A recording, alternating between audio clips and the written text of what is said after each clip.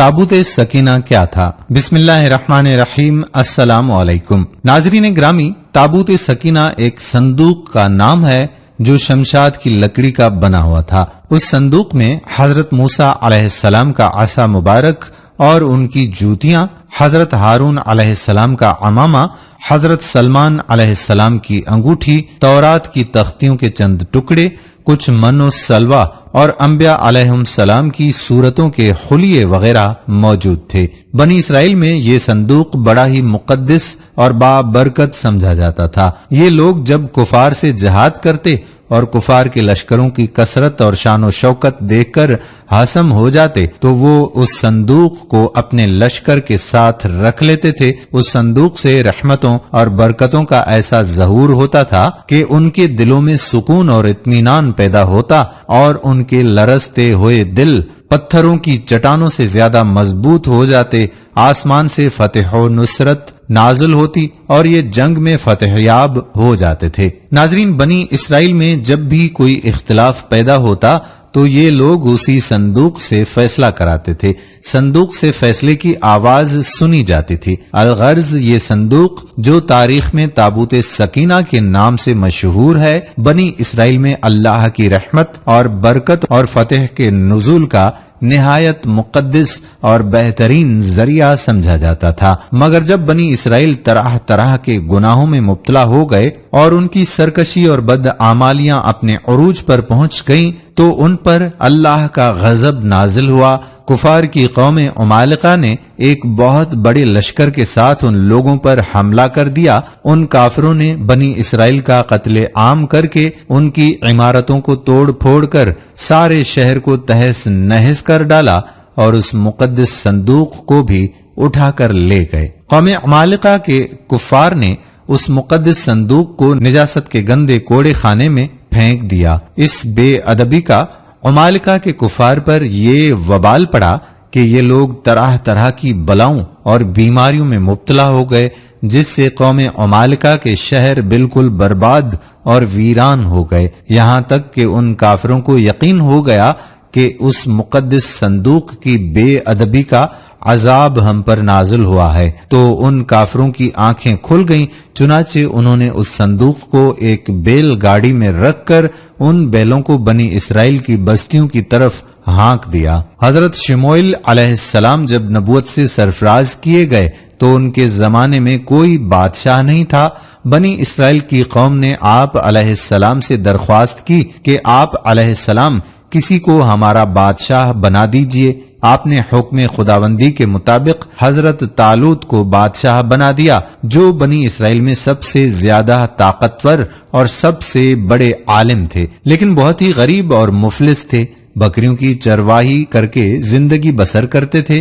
اس پر بنی اسرائیل کو اعتراض ہوا کہ طالوت کا تعلق شاہی خاندان سے نہیں ہے، لہذا یہ کیسے ہمارا بادشاہ ہو سکتا ہے؟ اس سے زیادہ تو بادشاہت کے حقدار ہم لوگ ہیں، کیونکہ ہم لوگ شاہی خاندان سے تعلق رکھتے ہیں۔ ایک غریب اور مفلس انسان بھلا تخت شاہی کے لائق کیوں کر ہو سکتا ہے؟ بنی اسرائیل کے ان اعتراض کا جواب دیتے حضرت شموئیل علیہ السلام نے فرمایا کہ اس کا تعین میری طرف سے نہیں ہے، بلکہ یہ تو اللہ تعالیٰ کا حکم ہے جس نے اسے بادشاہت کے لیے چن لیا ہے۔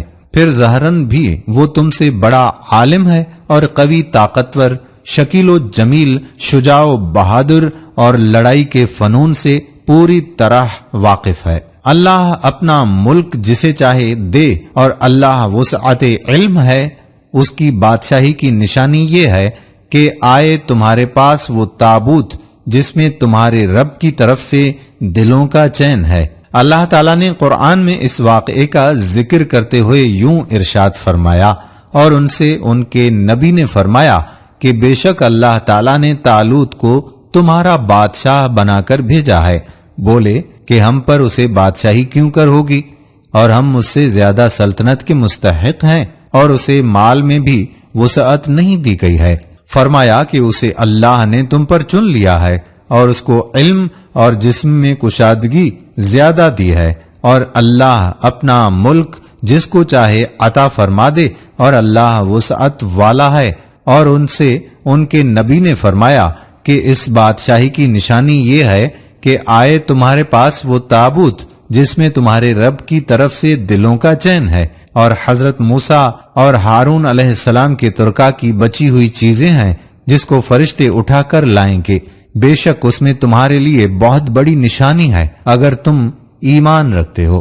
ناظرین، پھر تھوڑی ہی دیر میں فرشتے آسمان اور زمین کے درمیان اس تابوت کو اٹھائے ہوئے سب لوگوں کے سامنے آئے اور حضرت طالوت کے سامنے لا کر رکھ دیا۔ اس تابوت کو دیکھ کر انہیں طالوت کی بادشاہت کا یقین ہو گیا، اور تمام بنی اسرائیل نے حضرت طالوت کی بادشاہی کو تسلیم بھی کر لیا۔ جب حضرت طالوت بنی اسرائیل کے بادشاہ بن گئے تو آپ نے بنی اسرائیل کو جہاد کے لیے تیار کیا، اور ایک کافر بادشاہ جالوت سے جنگ کرنے کے لیے اپنی فوج کو لے کر میدان جنگ میں نکلے۔ راستے میں حضرت طالوت نے اپنے لشکر سے کہا کہ اللہ تعالیٰ تمہیں ایک نہر کے ساتھ آزمانے والا ہے۔ اس نہر کا نام نہر الشریعہ تھا، جو اردن اور فلسطین کے درمیان واقع تھی۔ حضرت طالوت نے اپنے لشکر کو ہوشیار کر دیا کہ کوئی بھی اس نہر کا پانی نہ پیے، ہاں اگر کسی نے ایک آدھا گھونٹ پی لیا تو کوئی حرج نہیں، لیکن لشکر جب اس نہر کے قریب پہنچا تو پیاس کی شدت سے لشکر کے لوگ نہر پر جھک پڑے اور پیٹ بھر کر پانی پی لیا، مگر ان میں کچھ لوگ پختہ ایمان والے بھی تھے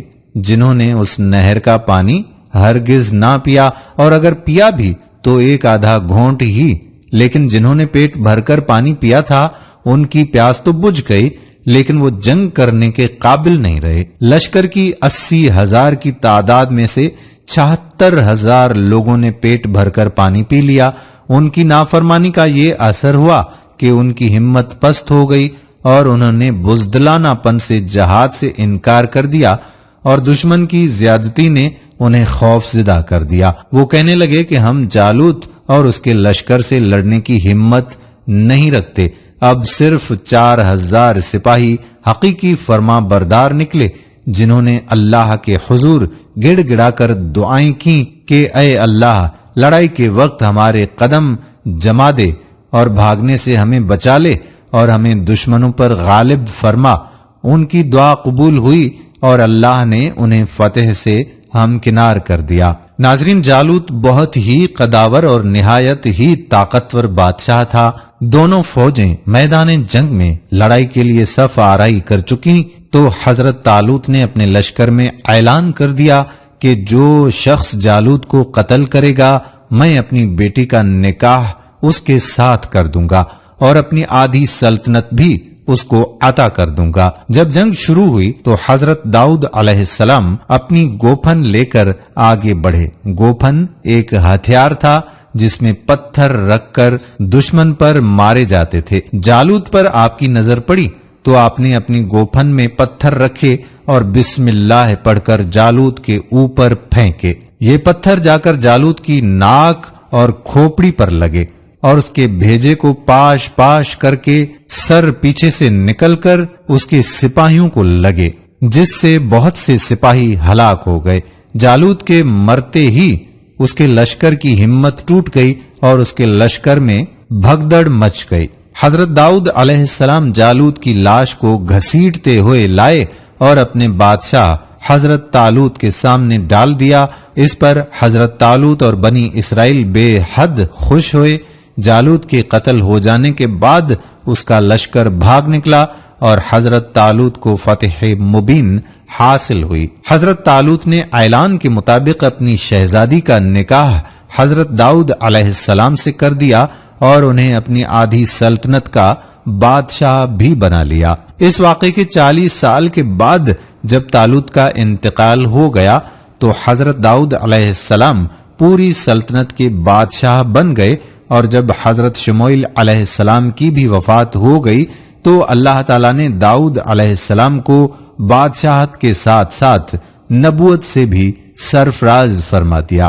ناظرین، ایک روایت میں ہے کہ حضرت داؤد علیہ السلام کی زبردست خواہش تھی کہ وہ اس صندوق یعنی تابوت سکینہ کے لیے ایک مستقل گھر بنائیں تاکہ یہ محفوظ رہے۔ بالآخر حضرت سلیمان علیہ السلام نے اپنے عہد سلطنت میں یہ گھر تعمیر کروایا، جو ہیکل سلیمانی کے نام سے مشہور ہوا۔ حضرت سلیمان علیہ السلام نے یہاں خادموں کے لیے رہائش گاہیں بھی بنوائی تھیں۔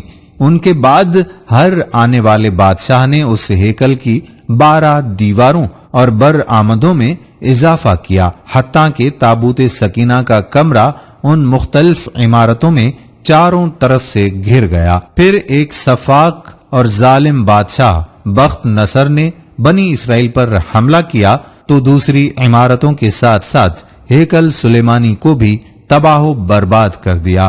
اس افراتفری میں تابوت سکینہ غائب ہو گیا اور آج تک اس کا کوئی سراغ نہیں مل سکا۔